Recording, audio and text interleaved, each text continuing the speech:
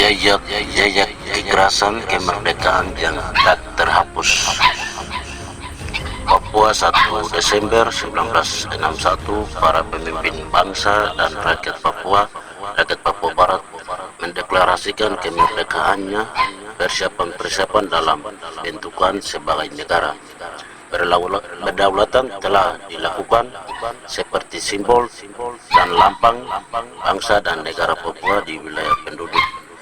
Bendera bintang Kiora dan lagu kebangsaan Hai Tanahku Papua, dan mata uang golden, dan lambang negara burung mamprok, dan parlemen Meweng Guinea Rep, dan deklarasikan kemerdekaan Papua yang dikehendaki rakyat Papua direaksioner oleh Republik Indonesia yang mengklaim bahwa Papua menjadi bagian dari Republik Indonesia. Beberapa minggu kemudian, Presiden Soekarno menaruhkan mobilisasi umum dan mengarahkan kekuatan militer melalui maklumat 3 Komando Rakyat Kirikora. Seruan Soekarno dalam rapat akbar di alun-alun Yogyakarta pada 9 Desember 1961 telah satu butir isi seruan itu gagalkan pembentukan negara Papua dalam maklumat Kirikora itu. Dr. Soekarno tidak pernah menyebut kata boneka. Memang istilah boneka atau buatan Belanda muncul dalam narasi-narasi aneksasi wilayah Papua melalui aneksasi dan ekspansi militer. Saya mencatat fakta bahwa peristiwa 1 Desember 1961 benar-benar terjadi. Deklarasi negara Papua telah dilakukan oleh para pendiri bangsa dan negara Papua. Lainnya, Soekarno dan kawan-kawan perjuangannya mendeklarasikan kemerdekaan dan pendirian negara Republik Indonesia. Fakta sejarah dan tercatat pada pendiri negara Papua telah dikenal namanya oleh rakyat dan bangsa Papua. Deretan pada founder Papua antara lainnya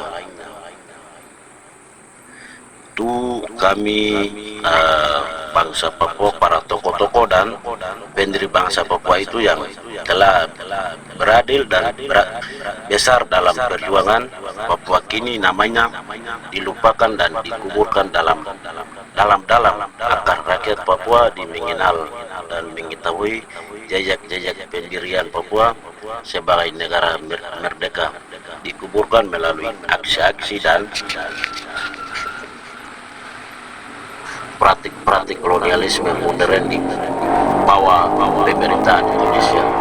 Dalam publikasi Buletin Tabul nomor 53 September 1982 terungkap aksi-aksi ataupun praktik kolonial yang dilakukan militer Indonesia. Dalam buletin itu Adolok SB, kepala sebuah sekolah yang Kristen di Jayapura, pada April 1963 diangkap oleh tentara Indonesia.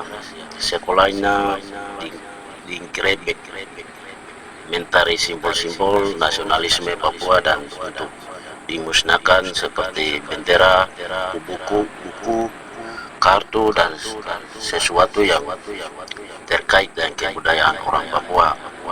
SB diinterogasi oleh tentara terkait sebab ia masih menimbang dan merawat simbol-simbol dan lambang-lambang Papua, praktik kolonial yang bertindak dan berangkus jejak sejarah dan bangsa Papua. Diungkap lebih terang oleh ASBI, Panglima TNI yang diangkat jadi Gubernur Irian Jaya. Sekarang Papua dalam buku yang hariannya berjudul Lope T. Army.